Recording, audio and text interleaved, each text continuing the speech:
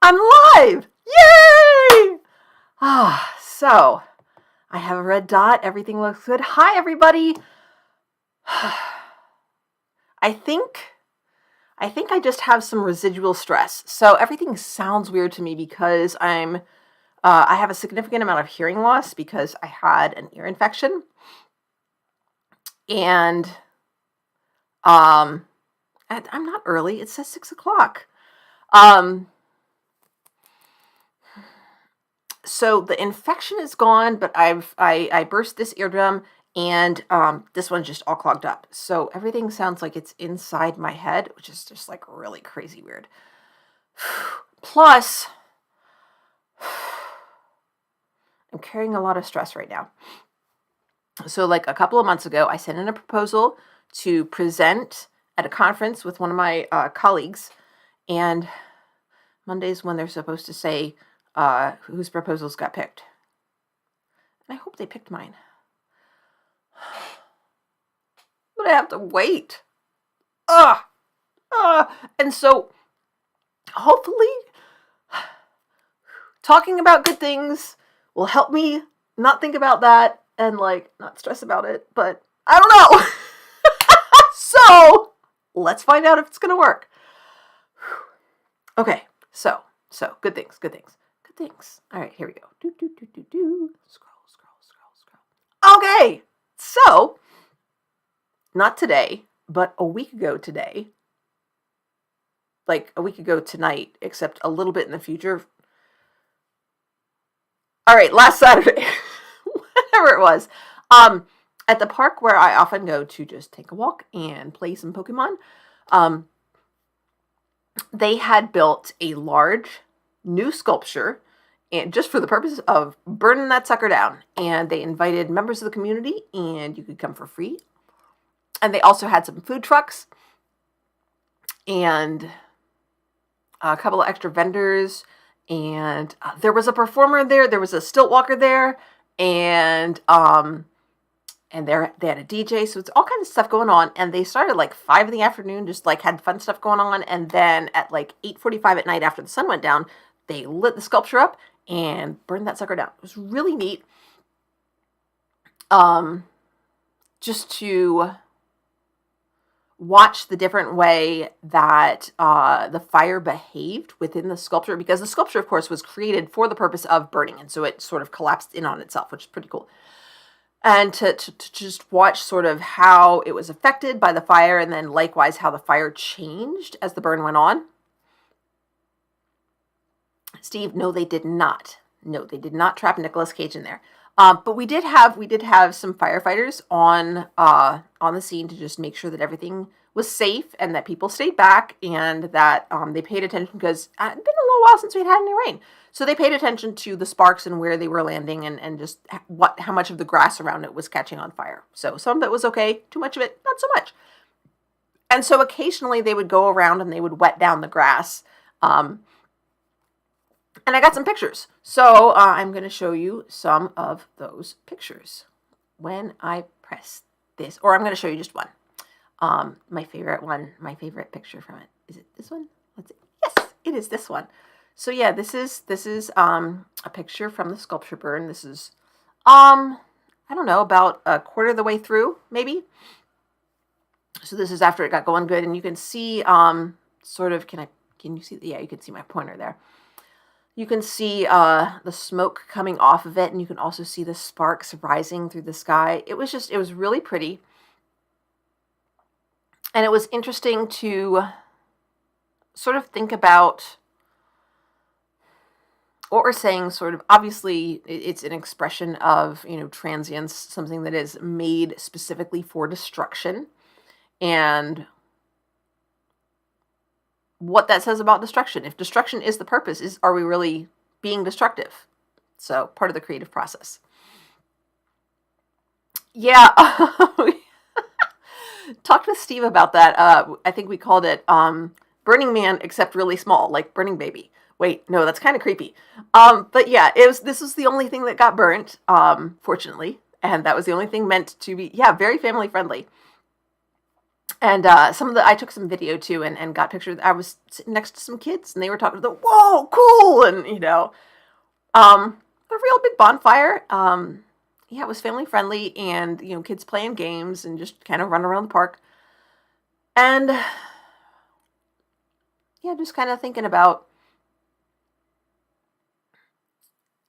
the nature of consumerism and what it says about us that we can sort of afford to make something just for the purpose of burning it up.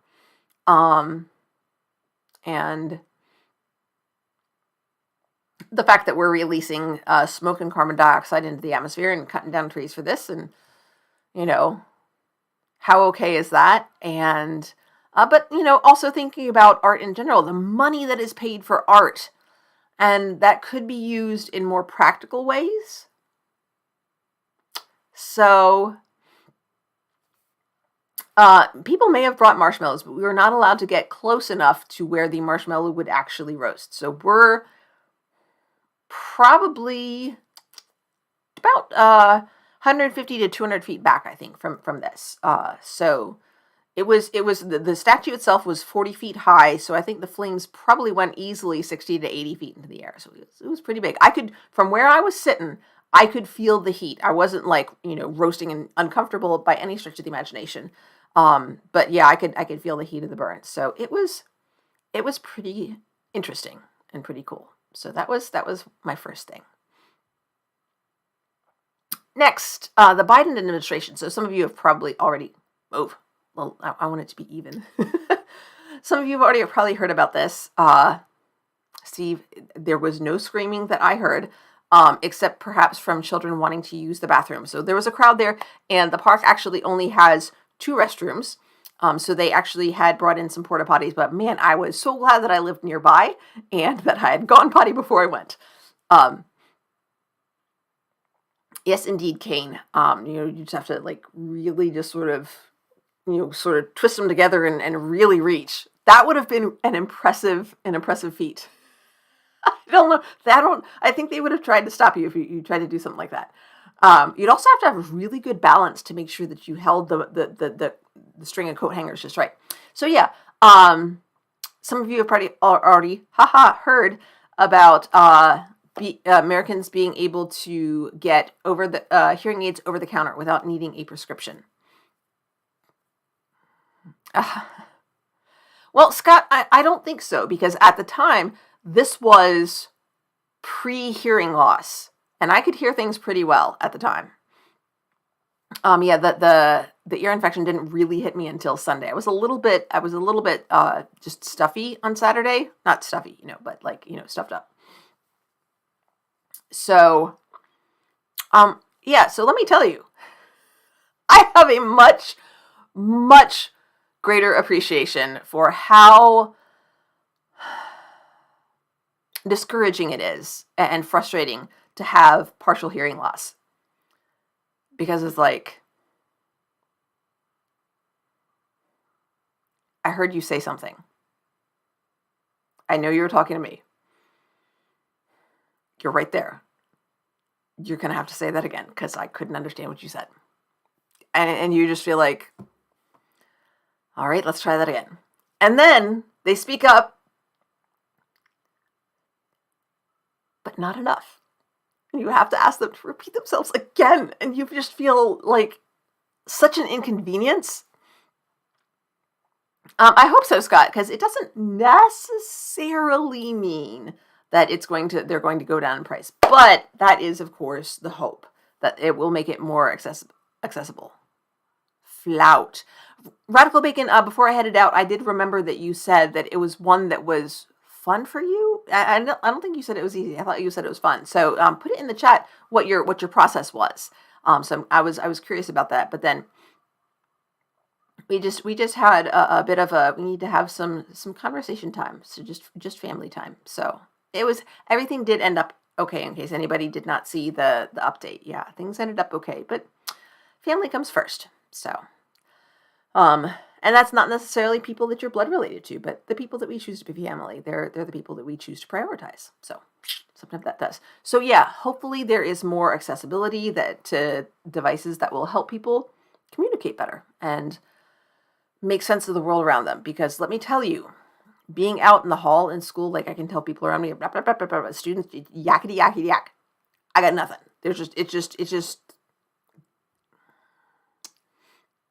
It's like hearing conversation from people who are standing in a pool when you're like submerged. That is exactly what it sounds like. Yeah, very much. And like, so there's this delay because sometimes I can still figure out what they said. And a lot of it's contextual. Like once I figure out what they said the first time, then the rest of the conversation is a lot easier because it kind of flows. You have some, it's easier to guess what they said. But that first thing is like they could have said anything.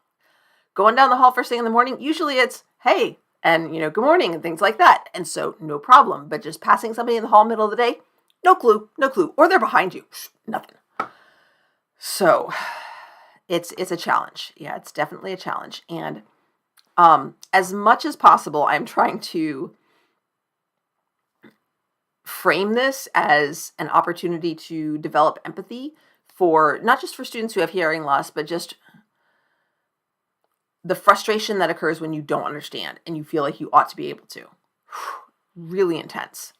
And the disappointment in yourself. So I want to try to maintain, I mean, I understand that to some degree, just as a teacher. I know that people go through this, but it's good to have a reminder. Also, and just my ears are just constantly ringing, high pitched, sometimes multitonal. Ow! I just pulled. Don't worry, I did not rip it out of my ear. It just naturally falls out. It's just got a little clip in the back, so I'm just gonna put that back in. Anyhow, so hopefully this will make hearing devices and hearing aids more accessible to people and more affordable because crazy expensive. I think my dad's are only like $100, but he's old. So I love you, Dad, but yeah, you are officially old. You're over 80. That counts. There's nothing wrong with that. And you got the O, and then there were 3 words with O in the middle. Yeah. Oh golly.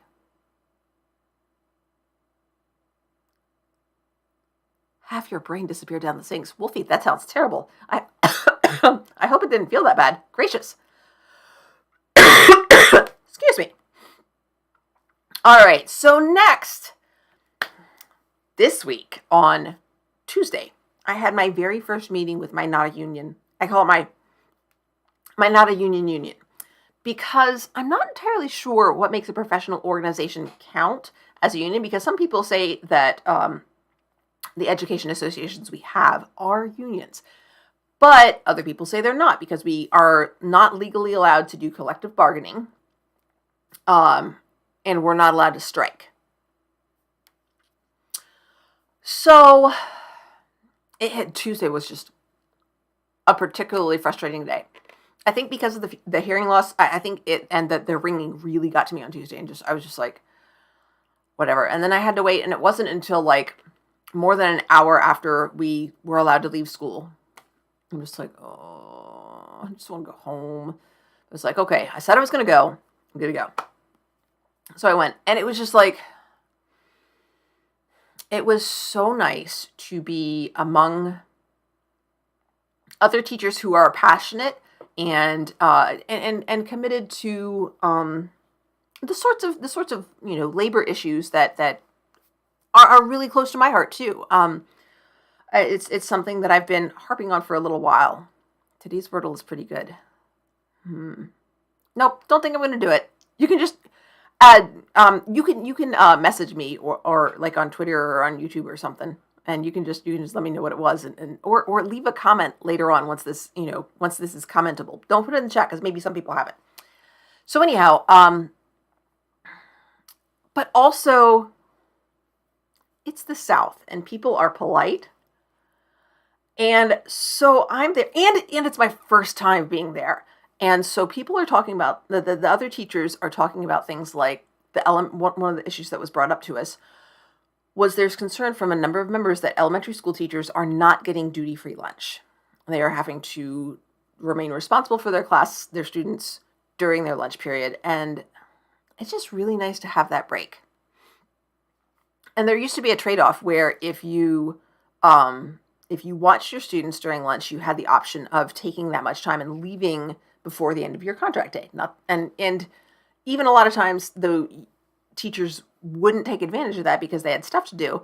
It's just nice to feel like you have a choice. And so teachers have not had that option recently. And not just polite, bless your heart, but also the other teachers were framing this as, we understand that,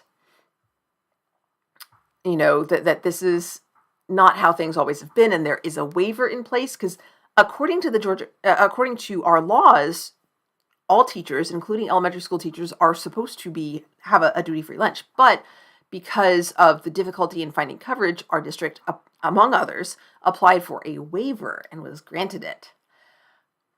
And so this is a hardship case for our teachers. And so we were talking about things like the contract day and the fact that teachers are also being asked to stay after school and help take up tickets and sell concessions at sports events and other after-school events, like, whether it's a band concert or a school play, or mostly it's sports, that this is a requirement for you to stay quite like till like 7 in the evening. And not every day, but, several times a year, plus open house and parent-teacher conferences, and none of this is compensated. And nor are teachers at these schools being given compensated time or being compensated time on other days. And so I'm seeing some very gently expressed frustrations, and I'm like, and, I don't remember how it came up, but I said, look, I have very strong feelings about this, but I'm kind of trying to keep my mouth shut. And I'm just over here making faces. Boy, was I ever. Y'all know I can.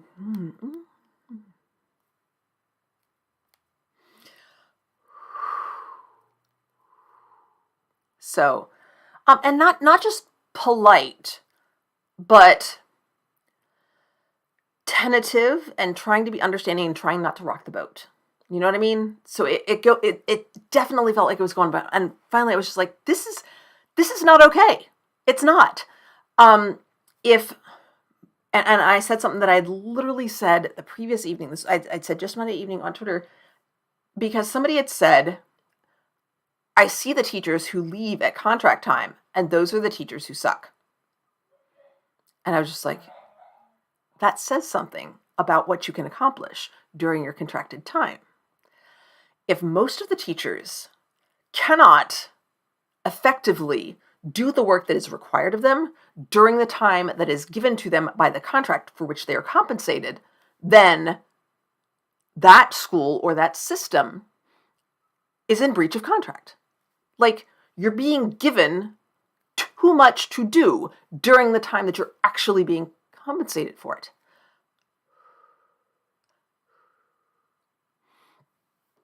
So yeah, Scott, absolutely. It's, there is the expectation. There's the expectation that you will go beyond the expectation. And so no matter how much you give, it's never enough.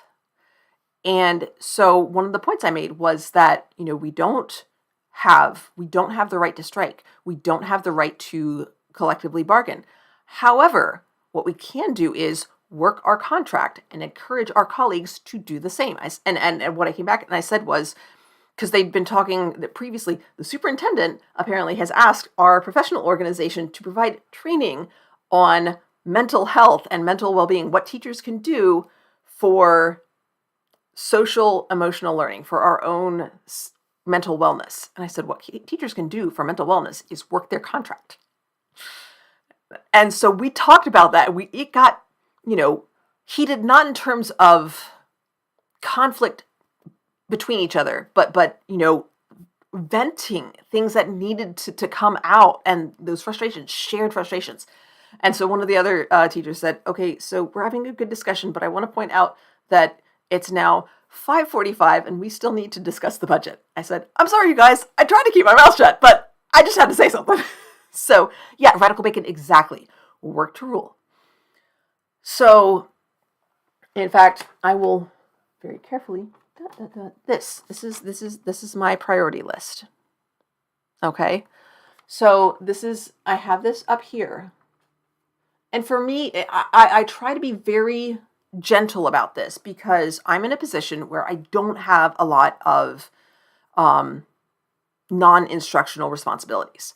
Or rather, I do, but I have a lot of non-instructional time because I am not teaching classes this semester. I'm facilitating them. So I'm trying to be very gentle with my colleagues about saying, be careful about how much you're taking on, because I've got a lot of time during the day. But at our school, we've got 90 minutes of planning every day. You should be able to do what is required of you during that 90-minute planning time every day. So yeah, very much something I really want us to focus on. And it was nice to be able to have that conversation and feel like other people were on the same page as me. And I didn't feel like I was pushing back and being told that, oh, well, if you really cared about the kids, or even nobody says that. Nobody says that.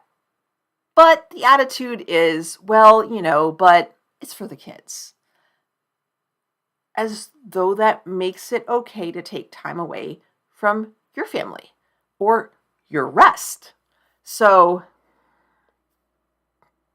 yeah, I'll put that as a comment on this this video. I posted a picture of it. There was one of my Saturday mornings. I get together with other teachers on Twitter and we do like tweet chats. There is, let's see, Saturday Sat Chat and PD for You and Me and Crazy PLN and EduGladiator, and there's like a bunch of them. And one of them, we were talking about this, and the question was, how do you manage your time? I'm like, here's how.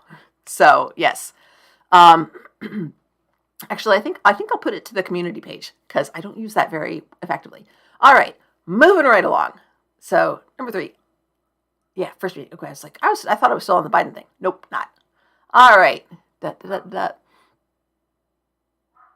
Oh yeah. So apparently there is a new memory-based strategy to help reduce nightmares that are connected with PTSD. And it's interesting because it's not a new drug therapy or anything like that, so you don't have to really worry about side effects, but it's shown to reduce nightmares as much as 30%. And that's something that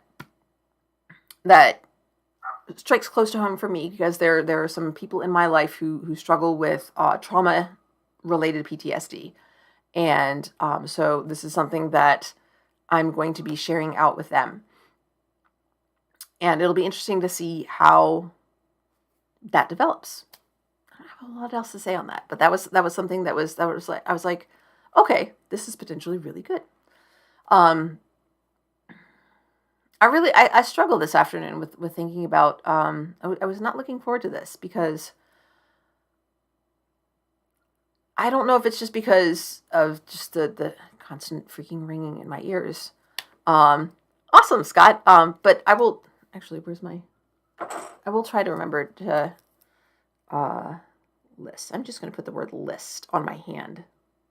Hopefully that'll remind me. I don't know. If not, I don't know, DM me or pester me or something. Yeah, Scott, a lot of it's the implied for the kids thing. It was hard to find things that made me feel joyful. And so I just,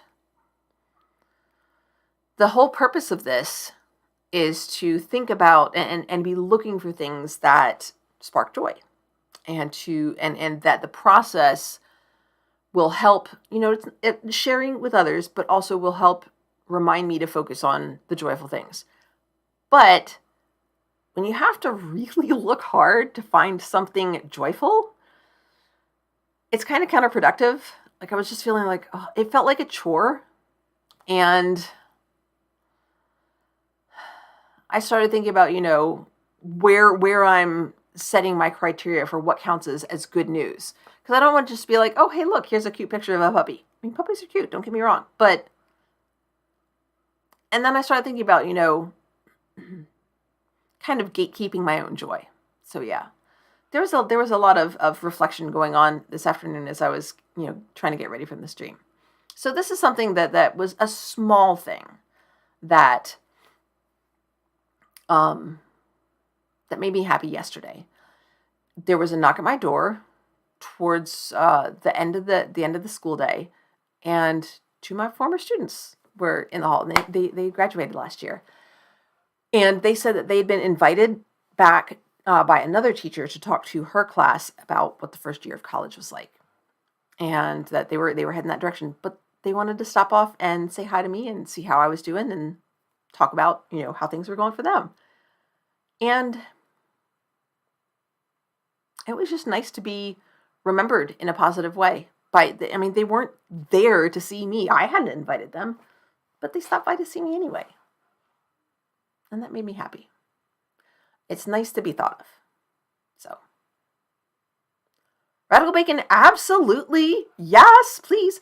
So that's, I would say you're welcome to put them in the chat, but I would love it if you would hold on to them and put them in as comments below to share with other people, or if it's something that you would like to, you want me to include 2 weeks from today, and you want me to include it, feel free to message me or something. I don't know, does YouTube have a messaging thing? Or we talk from time to time, or send me an email or something. Yeah, absolutely. Suggestions are always welcome. All right, so that is number 5. Okay, so the last one is also a picture, and this is dinosaurs. Now, alas, I do not have any pictures of currently living dinosaurs, so don't get too excited. But on Wednesday, I think it was, when I was covering a class, I had a student come up to me. This is not my student. I haven't had the student in class before, not now or currently. This was in this other class that I was covering, because the teacher was in a meeting that had gone a little bit long, so it went into this next class. So they pulled me, and she came up to me and she said, "Hey, are you the teacher who said that you really liked my dinosaur genes?" I said, "I do not remember this, but if you have dinosaur genes, I can tell you that yes, I like them." Even though I don't remember what they look like. And I said, and I have a dinosaur dress. I said, she said, I was going to wear them today, but I didn't. I said, well, what we could do is we could wear them tomorrow. And she said, I can't, because I'm in JROTC and we have to wear our uniforms tomorrow. I said, well, what about Friday? And she said, yeah, let's do that. And I said, I'll wear my dinosaur dress on Friday. And I said, I hope I remember. So what happened was we made a deal that we were going to get pictures together. You were gonna get a selfie. And I said, well, I hope I remember, and I hope you remember. And guess what? We both remembered. So, and as somebody who I forget things so easily. And there's a video of a lemur picking its nose and eating it. That is absolutely fascinating. I'm wondering if, are they saying they learned it from humans? That is really intriguing. Send me a link, please. So yeah, we both wore our dinosaur stuff yesterday, and we got it. I'm rarely actually the cool teacher. I'm the kind of interesting and weird teacher. And I love the Miss Frizzle comments. Quirky, absolutely. I've been voted most unique by my colleagues 3 years in a row. So, but yeah, me remembering something, awesome. And student remembering something, also awesome. And us having a picture together, super, super, super awesome. So, awesome. Dinosaur awesome. And dinosaurs, yeah, just awesome. So, yeah, that's my Saturday 6. And I think I'm going to wrap it up a little bit earlier than usual, because it is a beautiful evening out, and I haven't gone for a walk today, guys. So that is going to be my bonus thing for today. I hope that you have had a lovely couple of weeks, and that the rest of your day is also lovely, and that you remember to look for joy in your own life and try not to gatekeep it. I have to gatekeep a little bit because, I'm like 6 things. It's not just the first 6 things, it's like the best 6 things. So I do have,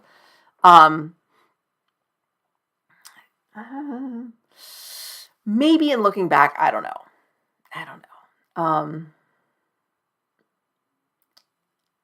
I want to choose things that are meaningful and that matter. And sometimes I need to remember that joy is it's the little things too. It's okay to have those as things that spark joy.